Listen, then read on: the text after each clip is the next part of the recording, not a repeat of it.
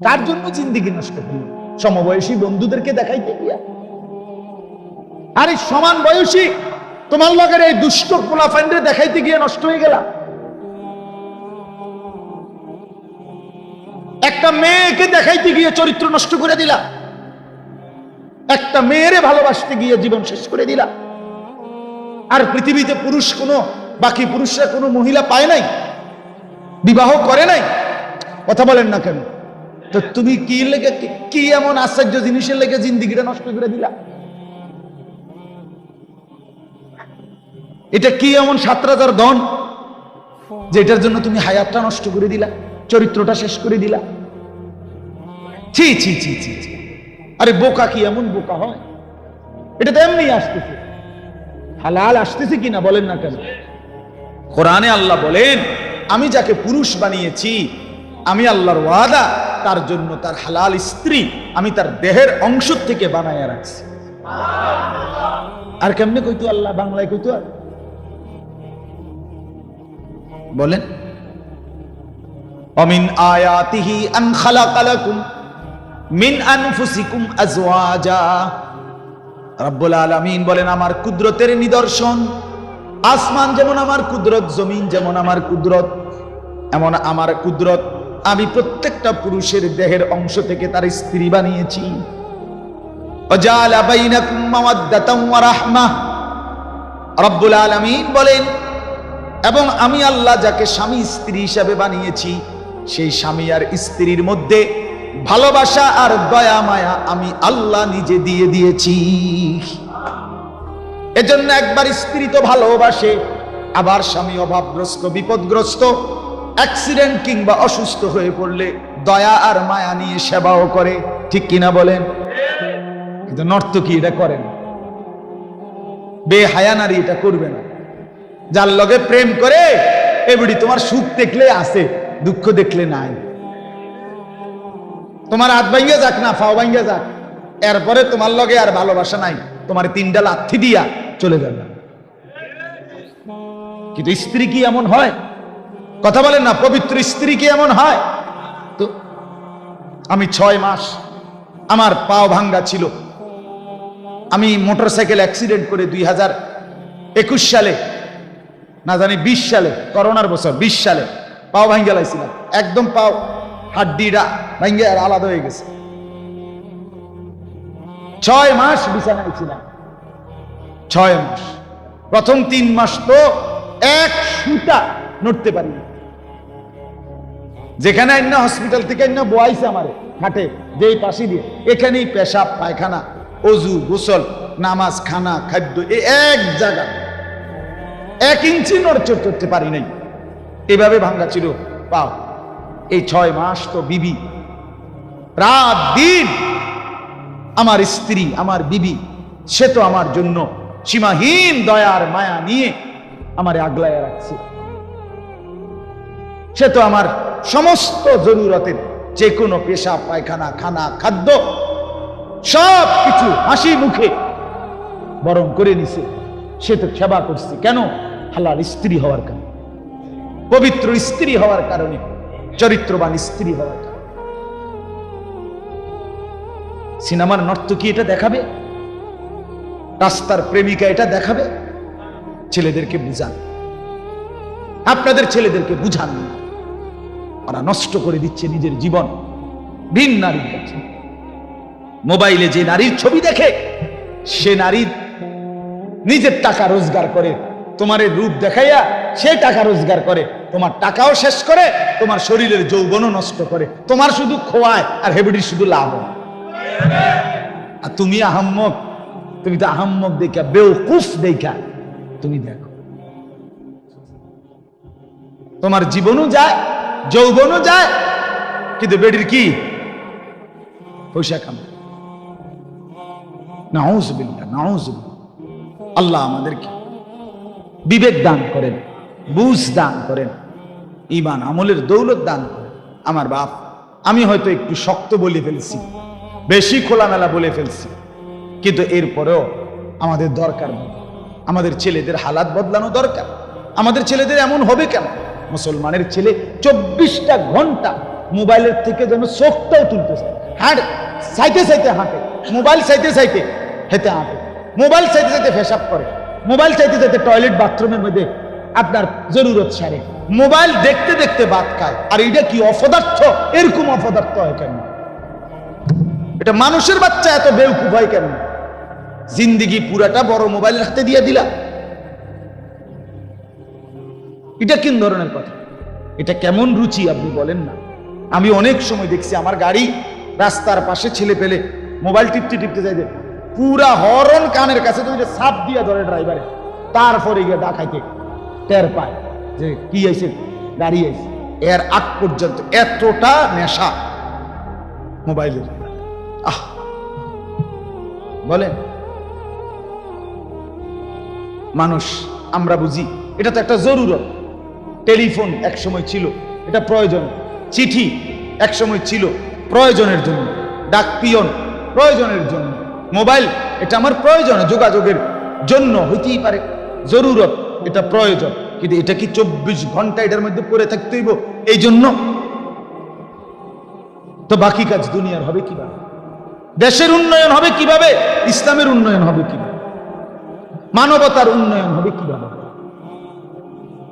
ছেলে পেলেদেরকে বুঝান, নাইলে মুশকিল আছে।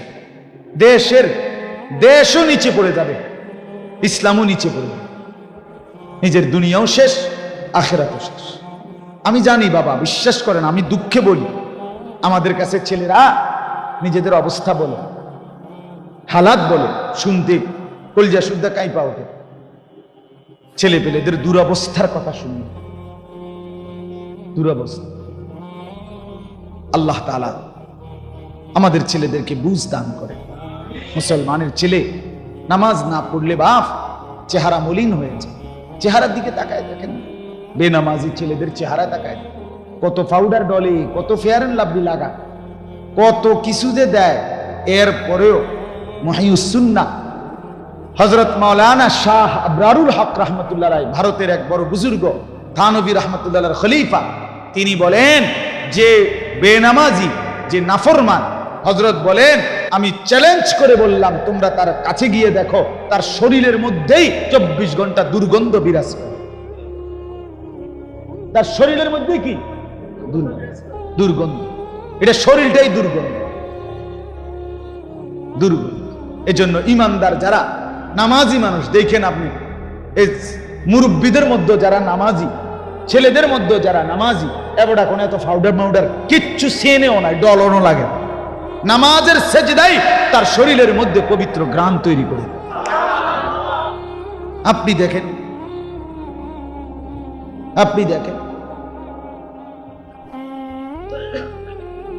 এজন্য দয়া করে আমি যে আয়াতখানা পড়েছি, এটা সরান্ত আমাদের বেশির লাগা, এই যে এই টুলটা বড় হয়ে গেছে, এই আয়াতটা এবার দেখেন, তাইলে আমার কথা শেষ। এই আয়াতের প্রসঙ্গকে সামনে রেখেই বলছি। এই আয়াতের কথাটা হইল কোরআনুল কারীমের 16 নম্বর পারা 19 নম্বর সূরা, সূরায়ে মারইয়াম। এই সূরার 59, 159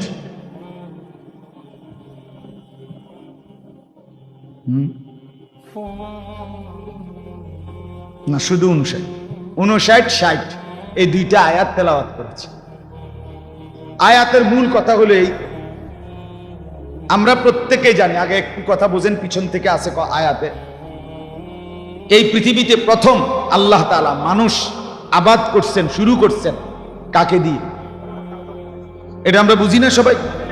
আদম এবং হাওয়া আলাইহিমাস সালাম দুইজনই ছিলেন ইমানদার, দুইজনই ছিলেন কি?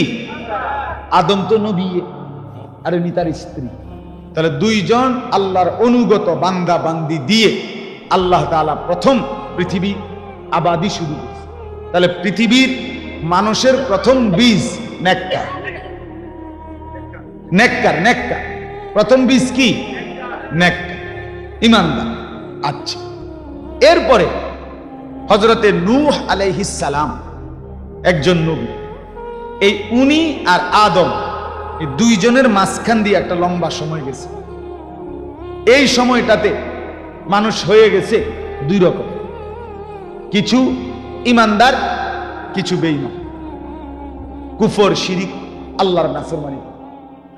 আল্লাহ তাআলা তখন নবী পাঠালেন, নূহ আলাইহিস সালাম। মাঝখান দিয়ে আরো দুইজন নবী আছে, হযরত শীশ আলাইহিস সালাম, হযরত ইদ্রিস আলাইহিস সালাম। ওনারা নূহ নবীর আগের নবী। তো এরপরে পৃথিবীতে আসলেন নূহ আলাইহিস সালাম। নূহ নবী 950 বছর একটানা এই অবাধ্য জাতিকে আল্লাহর দিকে ডাকছে। কয় বছর?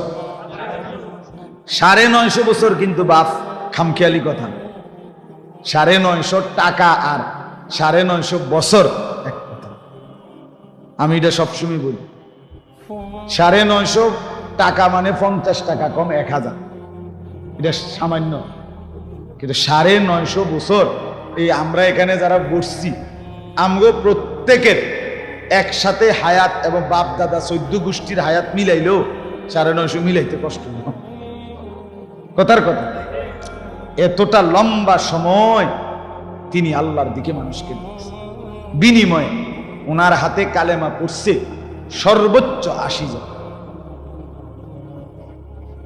80 জন। কতজন? আচ্ছা, কোন তো কেমন ডাকাইতেছিল মানুষকে, মানুষ ফাত্তরের মতো আছে, ঠিক না? আল্লাহ বাপরে বাপ। তো 950 বছর পরে আল্লাহ তাআলা সিদ্ধান্ত শুনাইলেন, নূহ আর হবে না, ঠিক আছে, তুমি অনুগত যারা তাদেরকে নিয়ে নৌকায় উঠে যাও, বাকিদেরকে আমি তুফান দিয়ে ধ্বংস করে দেব। মানে আমি সংক্ষেপে বলতেছি, আল্লাহ তাআলা বাকিদেরকে তুফান দিয়ে ধ্বংস করে দিলেন। নূহ নবী তার সঙ্গীদেরকে নিয়ে নৌকার মধ্যে বেঁচে রইলেন। ঠিক আছে না কথা? এই যে বাকিদেরকে ধ্বংস করলেন, এ তখন পুরা পৃথিবীতে আর কোথাও কোনো একজন নাফরমান, পাপী, অবাধ্য ছিল না, সব শেষ। এই দ্বিতীয়বার আবারও নৌকার থেকে যারা নামলো এবং পৃথিবী আবাদ হলো আবারও, এটা শুধুই ইমানদার, শুধুই কি বলেন না? তাহলে কয়বার হইল? একবার আদম হাওয়া দিয়া পৃথিবী আবাদি শুরু করলেন, তাও দুজন কি নেক, মাঝখান দিয়ে একটু সদর বদর হইল।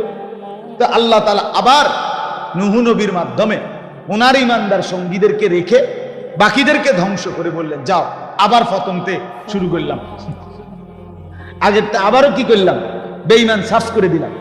এইবার আবারও ইমানদার নূহ নবী এবং তার অনুসারীদেরকে নিয়ে আমি আল্লাহ তাআলা দুনিয়া আবাদি শুরু করলাম।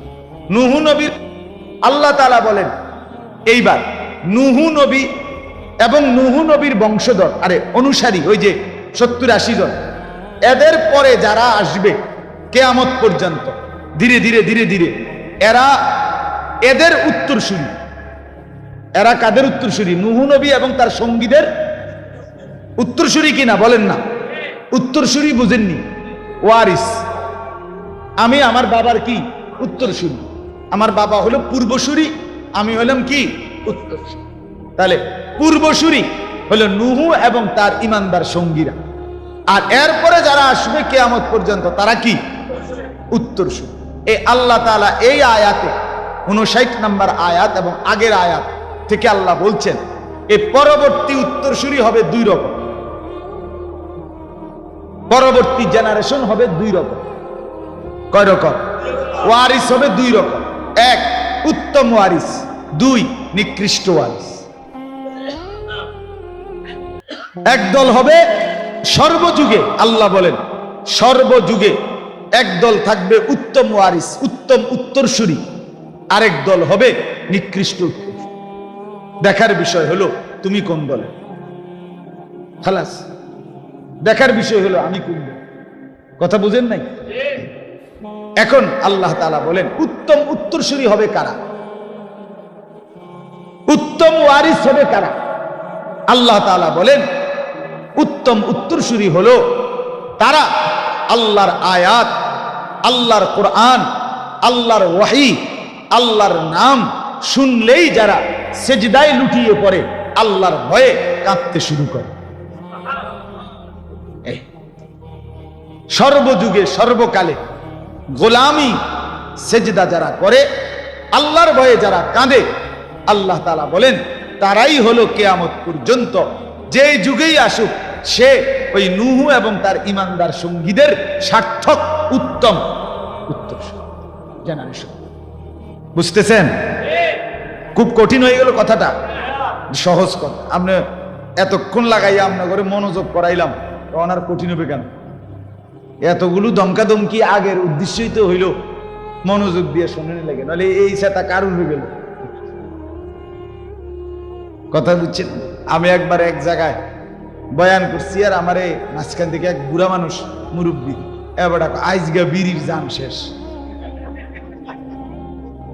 বিড়ির জান শেষ, আইজকে যেই ডলা দিচ্ছে আইজকে বিড়ির জান শেষ।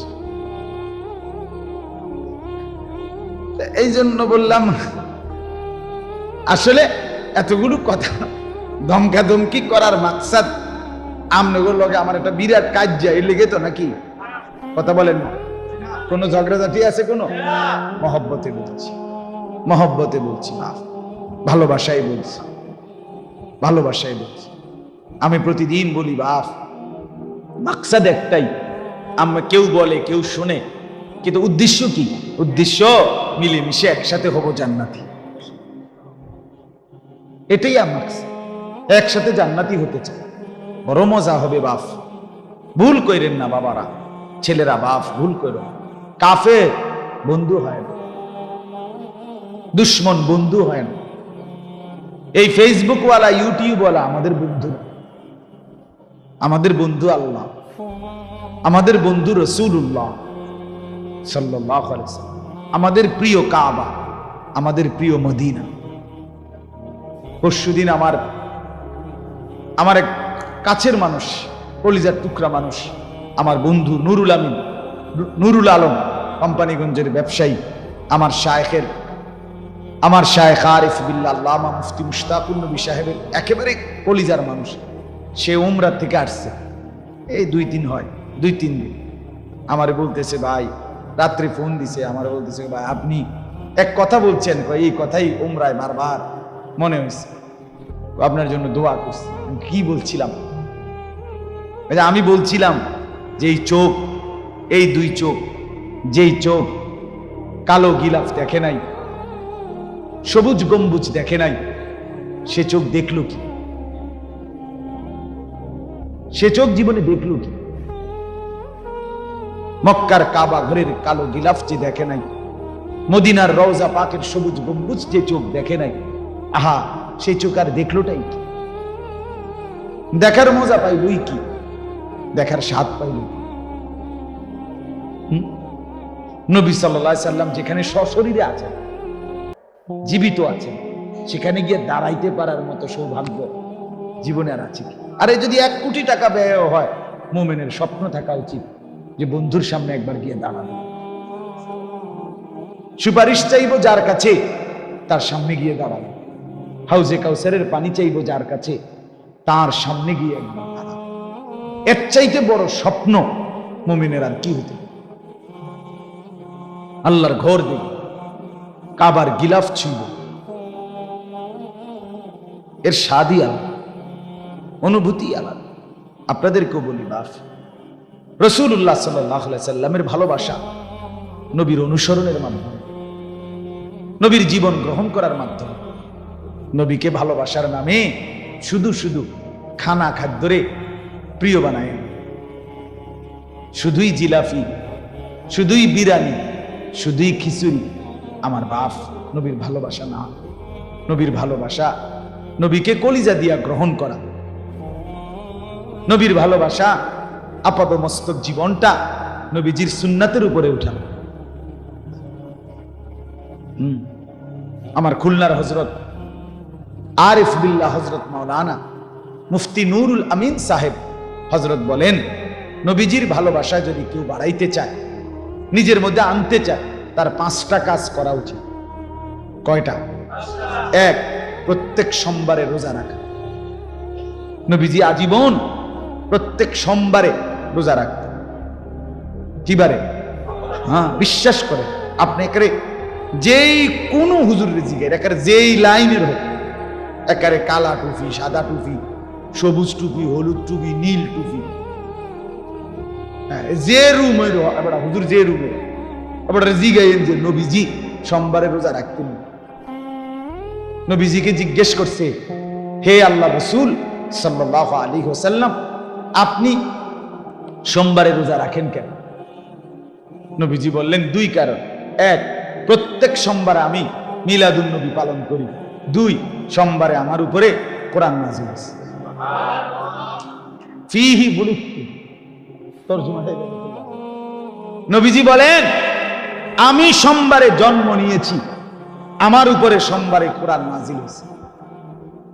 আমার বাপ একেবারে স্পষ্ট কথা, একেবারে খোলামেলা কথা, পরিষ্কার কথা। নবী নিজে বলেন, প্রত্যেক সোমবারে আমি রোজা রাখি এজন্য যে আমি জন্ম নিয়েছি। বুলিতু, আমার মিলাদ। তাহলে নবী নিজের মিলাদ প্রতি সোমবারে বছরে 52 সপ্তাহ নবী মিলাদুন নবী পালন করতেন। আমনে কেন বছরে একদিন পালন করবেন? আমনে কেন মাসে একদিন পালন করবেন? কথা বলেন না কেন?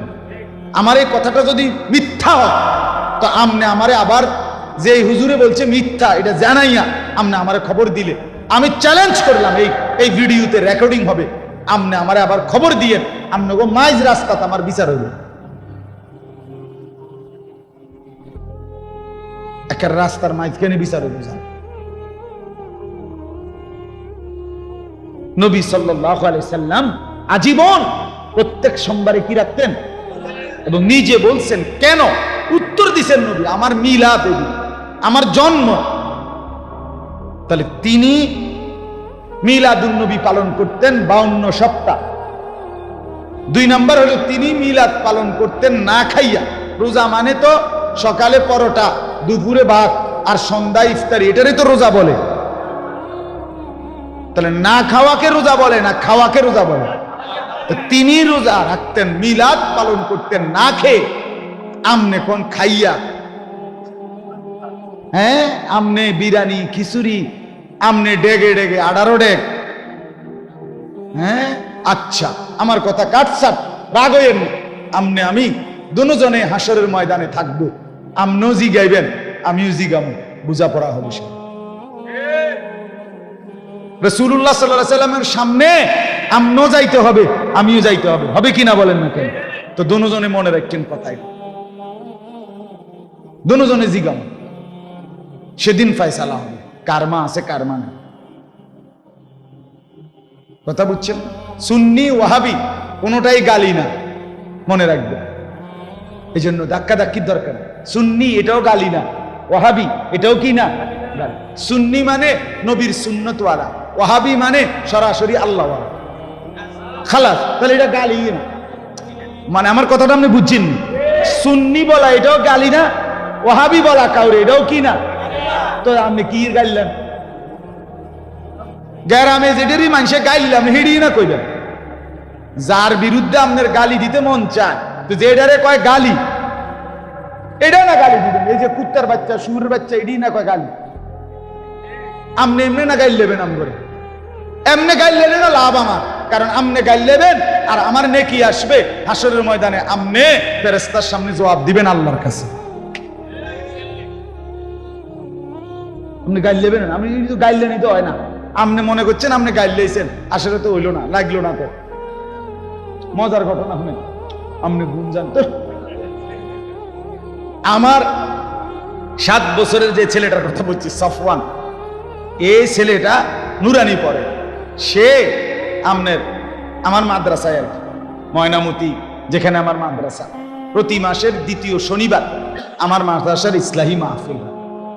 ছেলেদেরকে বাবাদেরকে দাওয়াত দিলাম, যাওয়ার চেষ্টা করেন 14 তারিখ এই মাসে ইনশাআল্লাহ। তো ছেলেটা আমার ছোট ছেলে, তো প্রত্যেক বৃহস্পতিবার আমাদের মাদ্রাসার মধ্যে জলসা হয় ছেলেদের। ওই বাচ্চারা কোরআন তেলাওয়াত, আমদনাত, বক্তৃতা, গজল, এডি প্রতিযোগিতা হয় ছেলেদের শিখার জন্য। তো আমার হুজুররা বলল, যে হুজুর আপনার ছেলে যে সফওয়ান তারে প্রত্যেক সপ্তাহে কইতে কয় না কিছু, বুঝেন না, কইতে শর্মায় ওই হেতেরে সুডুমিয়ারে।